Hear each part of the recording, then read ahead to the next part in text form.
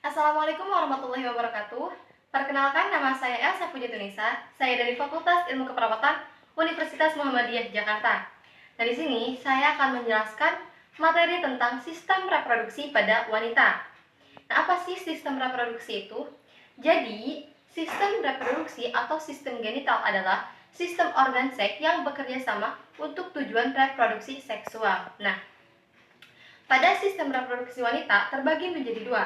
Yang pertama, ada bagian sistem reproduksi wanita bagian internal, dan yang kedua, ada sistem reproduksi wanita bagian eksternal.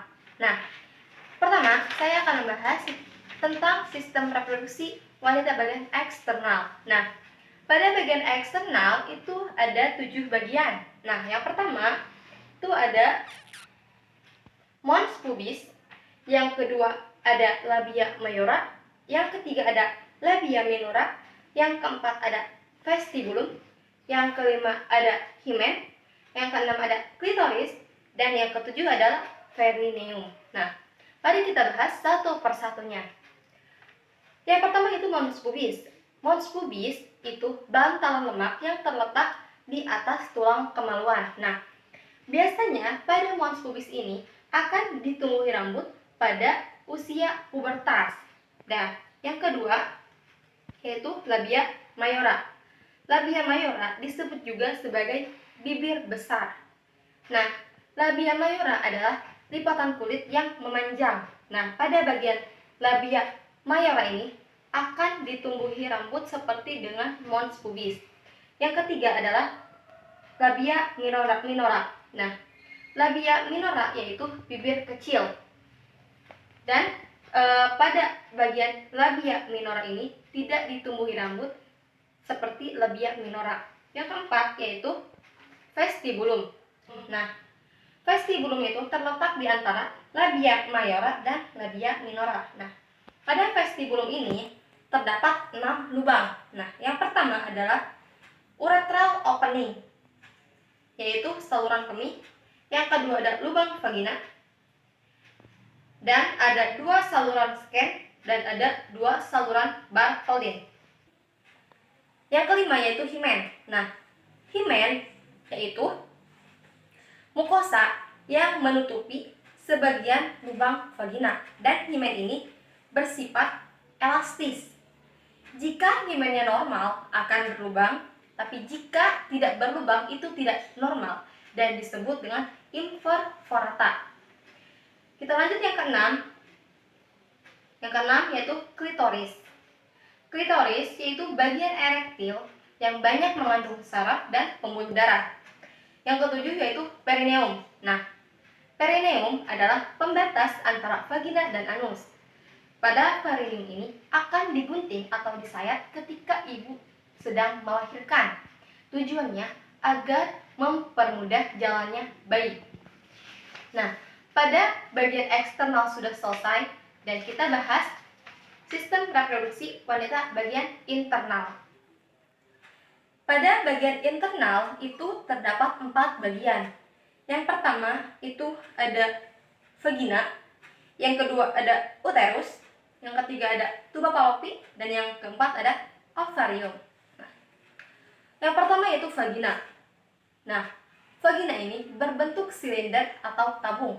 Panjangnya 10 sampai 12 cm. Nah, pada bagian dinding vagina terdapat rugae.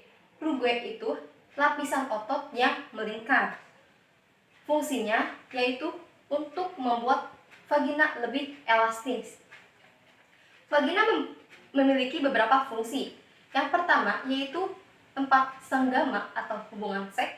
Yang kedua tempat keluarnya bayi, dan yang ketiga tempat terjadinya menstruasi. Yang kedua yaitu uterus atau rahim. Nah, uterus ini terletak di bagian rongga panggul. Dan jika keadaan sedang hamil, maka uterus ini akan berpindah ke rongga perut atau rongga abdomen. Nah, dikarenakan apa? Karena rongga panggul tidak cukup tempatnya untuk menampung uterus atau rahim. Dan Uterus ini berbentuk seperti buah pir. Yang ketiga yaitu tuba falopi. Tuba falopi yaitu terletak di atas vagina dan uterus. Pada tuba falopi ini memiliki panjang kurang lebih 10 cm dan lebarnya 3-8 cm. Tuba falopi ini memiliki beberapa fungsi. Yang pertama yaitu menekap sel telur yang sudah matang.